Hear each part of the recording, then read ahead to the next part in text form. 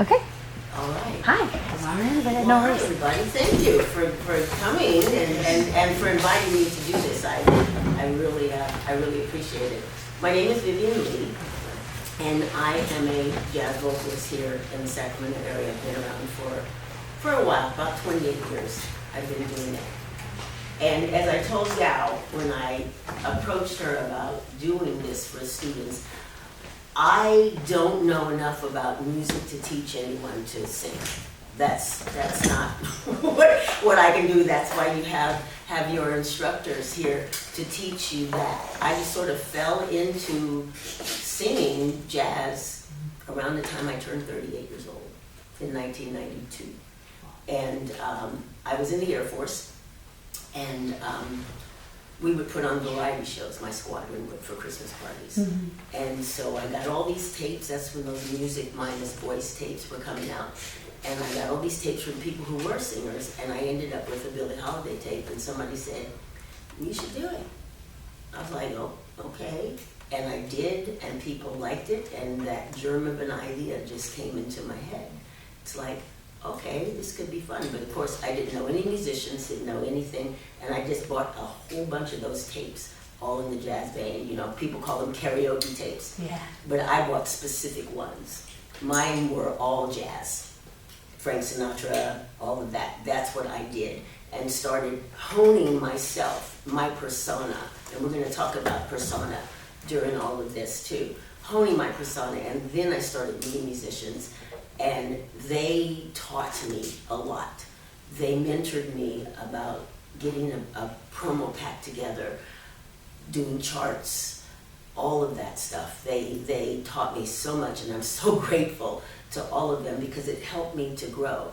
And so for me, at this point in my life, being in my 70s, I am trying to, as I told her, it's pay it forward or pay it backwards, whichever way you want to look at it, because you guys are coming up behind me. Yeah. And if I can put information out to you coming up behind me on how to do this, not how to sing, she's already teaching you that. It's the other parts of it that I want to talk to you about today. Yeah. So we're going to get started on that. Okay? So it's the other parts of it. I know you guys talk to you about go to jam, so we're going to get started on that. Okay? So I know you guys go to jam sessions, you do a lot of things. Gal writes a lot of charts for you and everything. But the one thing you definitely need to have is charts. Mm-hmm. You gotta have charts. Yeah. And I'm gonna help you with that a little bit later on. I have a little gift for you that I'm gonna give you that that you can do that with. I know right around this time now, a lot of instrumentalists and sometimes vocalists are using iReal Pro charts. They're chord charts, there's no melody line, there's no lyrics. And if there's a song that you want to do that the musicians don't know, you pull something up and it's like, I love this. All they're gonna do is give you block chords. They're not going to paraphrase behind you. They're not going to know where you are in the song to put emphasis on this set of lyrics or that. So it's so important to have charts and to not having charts. If you're doing a show, you need to have a set list. And you sit down at home, figure out what you want to present in your music and mix it up. You know, don't do a whole bunch of ballads right after the other, and you know, do a bossa here and a swing here. So mix it up and then put it in order. I have a bazillion 2-inch binders and 1-inch binders. I have a ton of them. And so what I do is I sit down and figure out the set that I want to do. And I put it in order. Everybody gets a binder. Piano gets a binder. Drum gets a binder. Bass gets a binder. And if you got sax, put that in the B flat for them. Tenor sax, put that in the B flat. Don't hand him a book that's got the concert Now he's got transpose in his head instead of creating. Sound equipment. It can be pricey. It can be pricey. But if it's possible, see what you can find as far as like a little small setup. Yeah. One of those little small ones that you can use in a little restaurant, because you guys are all gonna be paying your dues for a little while. Playing in little restaurants, finding a place that will let you play. You bring your trio in there and you guys are playing for diners and stuff. So you as a vocalist, having your own equipment is important because it opens you up for more gigs because you've got equipment. Yeah. But the one big thing it does, it lets the musicians know that you hired them because they play, not because they have the sound equipment. You stand on your own and you get there early, we set everything up, they just show up. So that's really, really important. Gal has told me that she's talked to you guys about how many songs, lyrics you need to know by the time you graduate. That is very, very important, that you know your lyrics, that there is not a lyric sheet sitting in front of you. Mm-hmm. The thing that I do, I don't present a song in public until I know those lyrics, because I sing it in the shower, when I'm cleaning my house, cementing them in my head.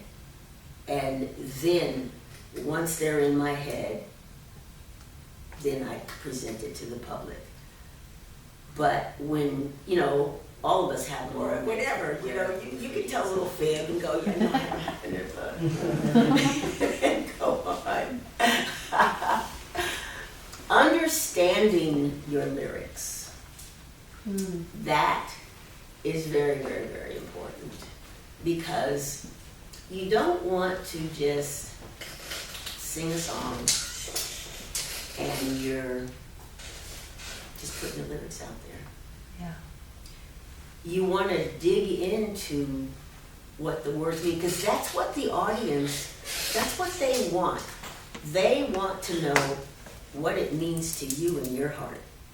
And you can convey that, because we're going from our heart to do my transposing in those things and do those things.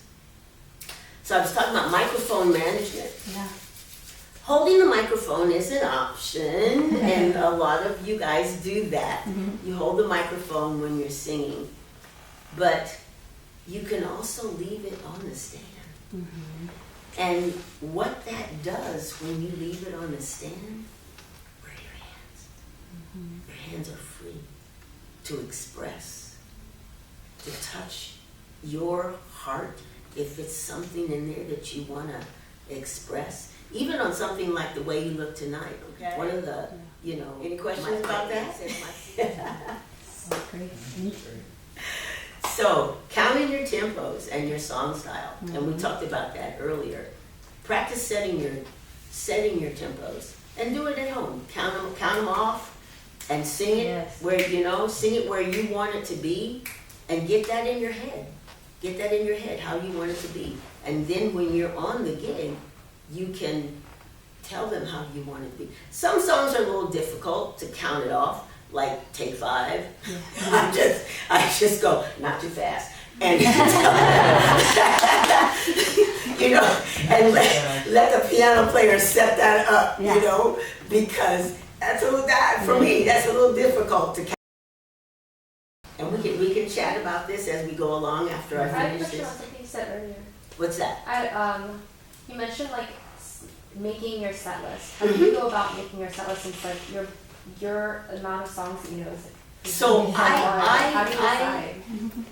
One, it's the audience I have. Oh, okay. Like I'm doing a concert on Sunday at it's like a senior community, but kind of like a Sun City kind of thing in Rockland. I know my audience is older, so I'm looking at a lot of things from the American Songbook. Okay. And that's how I'm picking that. Oh, When I play at the side door, I get into more hip stuff. yeah. You know? So what I do is I will just look through my song list and throw a bunch of songs on the page, you know, typing them in, put a bunch of songs on the page, just putting them there. Mm-hmm. Look at it again.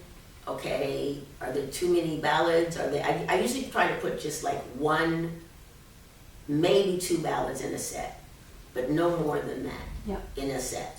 And then I mix it up. I'll make sure I have a bossa in there, some really up-tempo swing, and some laid-back swing. You feel like a Maybe a waltz. completely different person. So I'll throw all those on when you dress it up, and that's what's important Yeah. to do, is to dress it up. The audience should never wonder who's in the band Mm-hmm. unless everybody in the room is dressed up. Yeah. They should never sit there on the break and go, where's the band? Who's the band? You know, if they just came in the door, they should be able to look across the room and go, oh, there's a band over there. And back in the day, you wouldn't be able to tell because everybody in the place was dressed up. At the little restaurants and clubs, everyone was dressed. But nowadays, people come to things casual. You should not be casual. People, and someone said this to me long time ago, because I always have dressed. And a guy was subbing with us on saxophone, and he said, that's what I like about your group. You guys understand that people are not only listening to you, they're looking Say at it, you. yeah. And it's the whole experience of watching you, standing there behind the mic, watching you and listening to you. They get the entire experience. Yeah. And I saw a thread on between songs. You'll have to create that you want, Yeah. but you can look at a song. I use my family. Mm-hmm. I use my family all the time. I ask them where the ears burning because I mentioned you in a song. I used to say that to my husband all the time. Mm-hmm. Were your ears burning tonight? Because I did use you in a song. Use you in a song. Instead of just saying our next song is going to be, and it was written by, no. Come up with something. You know the lyrics. Come up with something. Just friends.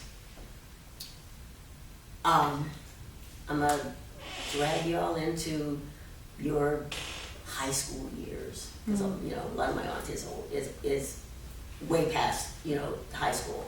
Drag y'all into your high school years. Remember that guy who lived next door, or that girl who lived next door, and y'all were friends all that time since you were little. And as you guys got older, you thought he was kind of cute. And one day you put your big girl pants on and you decided that you were gonna tell him.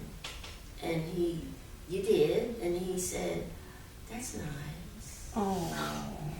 But can we just be friends? And then Yeah. you go into just friends. Oh. So there's ways you don't have to tell them what the song is. Introduce it. That's great. Okay? We talked about gaining the respect of the musicians. That is very, very important. That if nothing else, that is one of the most important things, because as I said, a lot of times they look at us as, we're like a necessary evil for them. Yeah, we gotta have a singer tonight. So you have to come prepared. Yeah. You come with charts. You come, if you're the front of the show, they're playing for you. You come with your show put together, where they just have to turn the page. And that is very, very important. That's the one thing that I always felt, is that having these guys respect me, so that when I call, unless they have another gig, they don't say no. They say yes. Oh, that's awesome. And